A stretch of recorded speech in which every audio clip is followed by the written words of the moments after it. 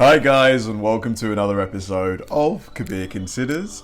In this video, I'm going to react to 8 American things that we don't even have a word for. Now this is going to be really funny because it just, even though we share a common language, like there's quite a few variations in how we do things here and how Americans do things. Like for example, a lot of words like for like the word color, like we spell it C-O-L-O-U-R, whereas in America I think you guys spell it C-O-L-O-R. So little things like that, but beyond that, there's things like in America that we don't even it's weird. So yeah, anyway, this video here is going to be really fun to watch. It's by Lost in the Pond, and I really love his channel, like Lawrence. He does a great job, and yeah, I'm looking forward to this one. So let's do it. So it's very important for British people living in America, like me, to know the difference between the shoe brand and something else that Americans call a hush puppy before I put my foot in it. What's a hush puppy? In the case of the shoe. What's a hush puppy? Hello, I'm Lawrence Brown, and I'm on a quest to uncover all of the memos that Britain and America lost in the pond, and one of those memos pertains to words. And you and I both know this by now. It's often said that Britain and America are two nations divided by a common language. And what does this mean? It means that English is a prominent language in both countries, but that we have different words and spellings and pronunciations for the same things. But what if I told you right here and now that both Britain and America have things for which the other country doesn't even have words? Well, today I'll be looking at a selection of those from the United States of America, a country I've lived in for the past 13 years. Now, wow, he's been there for a while. I thought he went over like a couple of years ago. He's been there for ages. With all things Britain and America, a lot of these words come back to food, whereas some of them pertain to social customs, the law, and America's obscenely large landscape. And so without further ado, here are 8 American things that Britain doesn't even have a word for. Elephant ear. Here's a story. Several years ago, my wife took me to the Indiana State Fair. And when I say she took me there, I got absolutely no say in the matter. And even as we stood in line for the world's most famous pig race, I couldn't help but look around me and notice the types of fair food that were on offer. Of course, you had cotton candy, and of course the British do have a word for that. It's candy floss. Yeah. You had hot dogs, otherwise known in Britain as hot dogs. And then you had elephant ear. And some British people, perhaps even some American people. I'm trying to guess in my mind. Is it a snack? But even if it's like, what kind of snack? Elephant ear. Pizza? People might be thinking, oh, you ate a part of an elephant? No, thank goodness it's not a real elephant ear. No, this is just a type of fried dough that happens to be shaped like an elephant ear or a frisbee gone wrong. And the reason that I say that some Americans might not recognize this name is that it goes by different pseudonyms. You see, while Britain might not have a word for this, America has plenty. As well as elephant ear and fried dough, it also goes by fry bread. Fry bread, not to be confused with the fried bread that you might find on an English breakfast. Completely different beast. Doughboys, scones, again not to be confused with an English scone / scone, pizza frit, or my personal I was close, pizza. I did say pizza. Favorite, frying sauces. And while we're on the subject of American derived food, that brings us on to this. Grits. Yeah, grits they're kind of like, they look like porridge, but they're not porridge. I think that's the best explanation I can think of. Ah yes, grits. Now on the face of it, grits sound absolutely awful, because when I think of the word grit, I think of two things. I think of grit to mean courage and resolve and strength of character, but usually sweat. Or grit as in small bits of stone or sand. Either way, I don't want to eat that. But it turns out that grit, a Southern American dish, is a type of porridge. And I know what you're thinking, Britain, that's ridiculous, Lawrence. We do have a word for porridge, and it's porridge. This is a specific type of porridge and a big deal in the southern United States. But in the unlikely event that you're thinking of moving to the United States just because you want to live where grits is, but you don't want to move to the southern United States because you can't stomach 400-degree temperatures, in my experience you can get grits here in the Midwest, and I assume other places in the United States. So do grits taste just like porridge then? Like, what is the difference between porridge and grits? Because I'm sure you guys eat porridge as well, but I don't think you guys call it porridge. You guys call it oats or rolled oats, I think. Second thoughts, it'd be easier just to say in Britain and look up the recipe online. That's something you can't do so easily with this.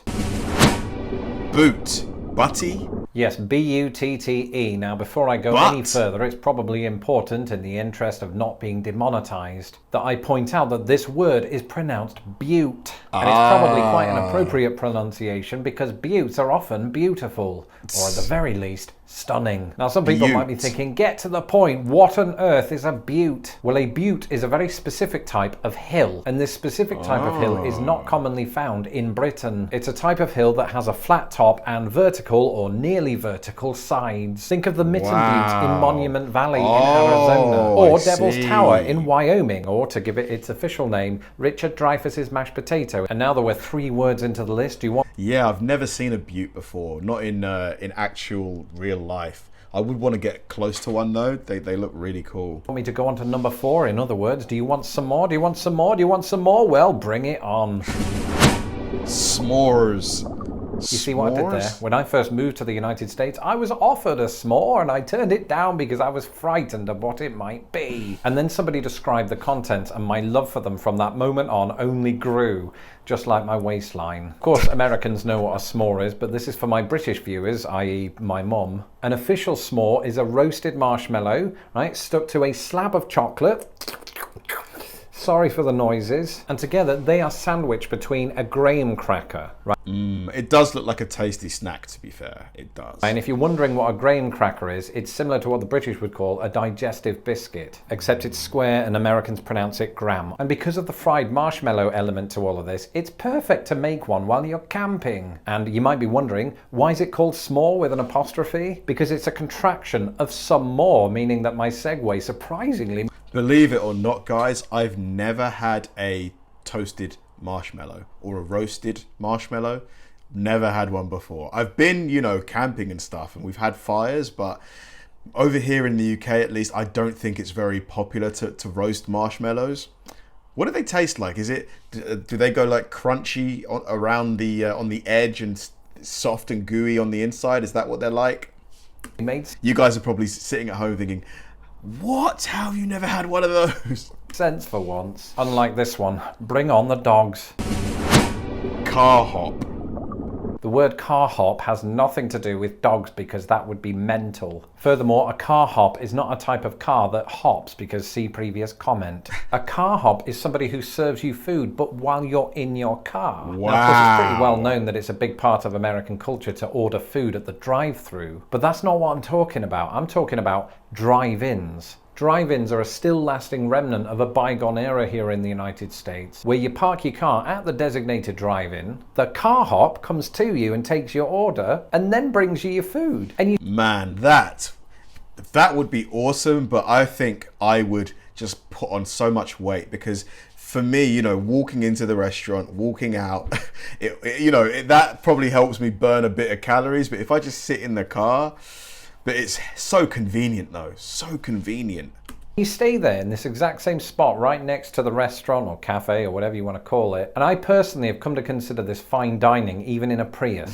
Allow me to do a quick shout out to 2 that I've been to. Recently on my Route 66 journey, I visited the Polka Dot Inn in Braidwood, Illinois. And Carhops served me every now and again at Jean's Root Beer stand in Anderson, Indiana. And I am told that in some of the more snazzy quarters of the United States, there are even Carhops on roller skates, but they're difficult to find because it's not the 80s anymore.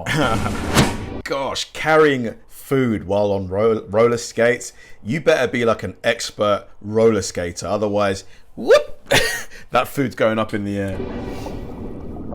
Jaywalking. You may remember that I talked about this very topic a few months ago. I had absolutely no idea what jaywalking was. You know, it was a word that cropped up occasionally in films, but I just assumed it was a sport. I thought this was going to be a big deal, right? You know the joke, why did the chicken cross the road? Well, he didn't because he was too much of a chicken. At least that was the case at first, and after my wife had laughed at me 17 times, I started to get the impression that I might be overthinking this. Over the years that I've lived here, I don't think I've ever heard anybody say, "Ooh, did you see Ashley? I think she was jaywalking." Better. Yeah, over here, jaywalking it's not a crime. Like, you can cross, as long as there's no cars coming in either direction, you can pretty much cross anywhere. Call the cops. The reason we don't have a word for jaywalking in the UK is because that law doesn't exist. And funnily enough, despite our difficult relationship with rain and drizzle, we also don't have a word for this. Rain check. Admittedly, perhaps owing to the digital age in which RSVPing or not RSVPing is done at the click of a button, the word rain check is sadly one I haven't encountered very often since moving here. But I do remember it featuring a lot in American films in the 80s, so that's... Yeah, I'll take a rain check. I've heard that phrase before. Good enough for me. Basically, when somebody takes a rain check, it's to indicate that that person cannot accept the invitation right now, right? But they'd be happy to turn up in the future. And you might be thinking, why is it called a rain check? Does the coming together of people depend on whether or not it's raining? Sort of. You see, it originated in baseball. A coupon might have been handed to a baseball ticket holder when the game was cancelled due to rain. And that would mean that that coupon holder could then attend the rearranged game without being charged. I see. And while Britain also has a sport with a batsman and a lot of players who just stand around for no reason, the term rain check never caught on. Of course, that could also be something to do with the fact that we often turn down invitations in favour of that non-specific thing that we've got going on this weekend. Either way, Britain doesn't use the word rain check, just like it doesn't use our final entry, unless you're talking about shoes. Yeah, I honestly, I thought a hush puppy was some kind of snack, like a hot dog or something. Like maybe a hot dog with like a corn dog instead of a typical sausage.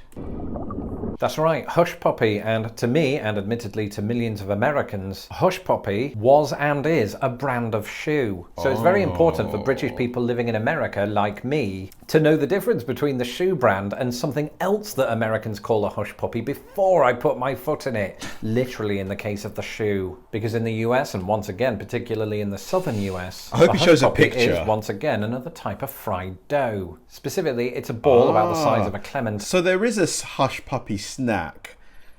I'm glad I'm not going crazy. I was sure that I'd heard of a snack called a hush puppy before, but I just couldn't place it like in my mind.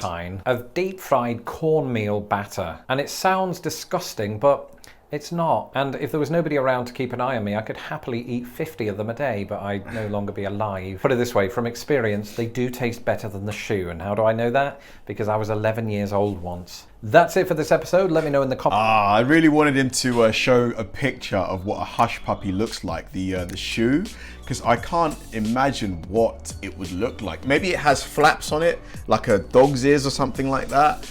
But yeah, really fun video from Lawrence once again. This guy doesn't make bad videos. Honestly, I've watched like 10 of them and they've all been epic.